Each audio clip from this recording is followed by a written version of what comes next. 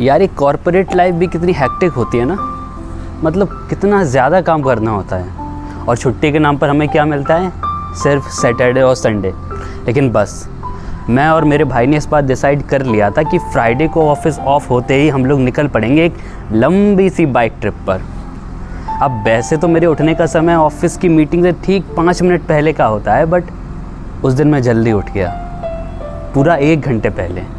अब उठता भी क्यों ना, बाइक साफ़ करने का ऑर्डर जो मिला था तो मैंने पूरी अच्छी तरह से बाइक को एकदम चमचमा कर साफ़ कर दिया। ऐसा लग रहा था कि मानो अभी अभी शोरूम से निकाल कर लाए हो।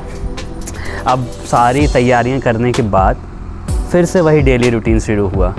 ऑफ़िस की मीटिंग, मम्मी के हाथ की चाय, फिर से ऑफ़िस की मीटिंग, फिर से चाय और फिर मम्मी के हाथ का खाना। अब वर्क फ्रॉम होम की यार वैसे एक बात तो अच्छी है, माँ के हाथ का खाना टाइम पर मिल जाता है।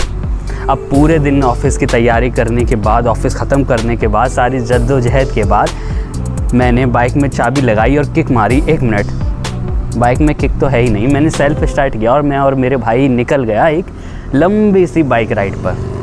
अब भाई ने मुझे पहले ही समझा दिया था, देखो उस रोड पर ना काफ़ी अंधेरा रहता है तो बाइक को थोड़ा सा धीरे ही चलाना, ज़्यादा तेज़ मत दौड़ाना बाइक।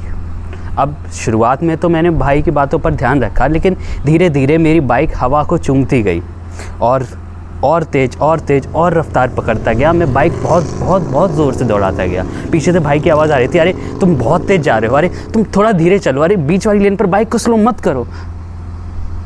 लेकिन उस टाइम मुझे ना ही कुछ सुनाई दे रहा था और ना ही कुछ दिखाई।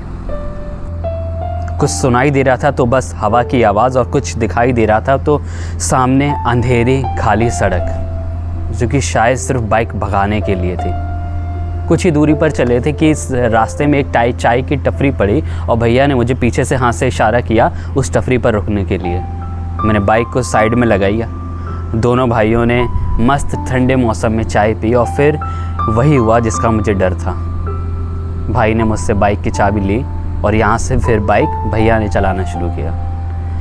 1 घंटा हो गया था, मैंने एक शब्द नहीं बोला। भाई समझ गया था कि मैं नाराज़ हूँ। फिर कुछ ही देर बाद आगे चलकर भाई ने बाइक को साइड में लगाया और भाई ने बाइक की चाबी मेरे हाथों में थमा दी, ये कहते हुए कि भाई रोड पर बहुत अंधेरा है, लाइट नहीं है, तुम बाइक तो आराम से चलाना, ज़रा धीरे चलाना।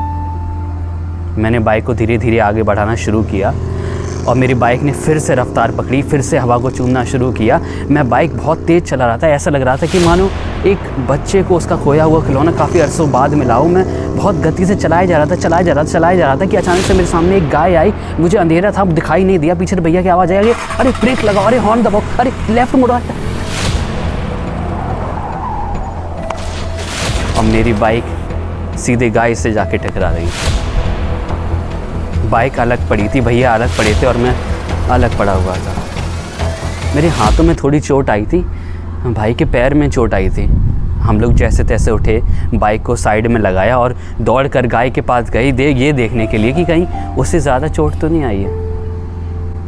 हमने जानवरों के डॉक्टर को कॉल किया, डॉक्टर आए, उन्होंने गाय की पट्टी की। इतने में ही आसपास के लोग जमा हुए, उन्होंने हमें बताया कि यहाँ पर अक्सर कर ऐसे जानवरों की रोड पर आने की वजह से कई एक्सीडेंट होते हैं। हम उन्हें मारना नहीं चाहते और ना ही वो हमें मारना चाहते हैं, पर शायद उनकी भूख की तलाश और हमारे सुकून की तलाश की सड़क हमें अक्सर सामने ला के खड़ा कर देती है। 26,000 से भी ज़्यादा इंजरीज हो चुकी हैं रोड एक्सीडेंट में, जानवरों के रोड पर आने की वजह से। थोड़ी सिचुएशन ठीक होते ही हम वहाँ से निकल गए, लेकिन मैंने बाइक की चाबी को भैया के हाथ में थमाया और भैया ने मुझे चाबी वापस करते हुए ये कहा कि बाइक तू ही चलाएगा। शायद आज तू बाइक की स्पीड कंट्रोल करने के साथ साथ ज़िंदगी की स्पीड भी कंट्रोल करना सीख गया है।